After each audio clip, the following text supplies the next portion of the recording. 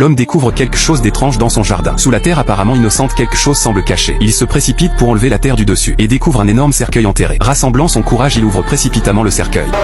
À l'intérieur, des billets de banque et un cadavre surprennent Jack. Cependant, face à la tentation de l'argent, il ouvre à nouveau le cercueil et en sort une pile de billets. Il les vérifie à la maison et constate qu'il n'y a aucun problème avec eux. Content, il les cache dans la pièce de rangement. Mais dès ce jour, après avoir pris les billets, une série d'événements étranges commence. Le soir, alors que Jack est profondément endormi, il entend des bruits étranges dans la maison. Lorsqu'il descend prudemment, les bruits disparaissent de manière aussi étrange. Jack commence à se rendre compte que quelque chose ne va pas. Il se précipite dans la pièce de rangement. Après avoir vérifié que les billets sont en sécurité, il décide de souffler et de s'endormir.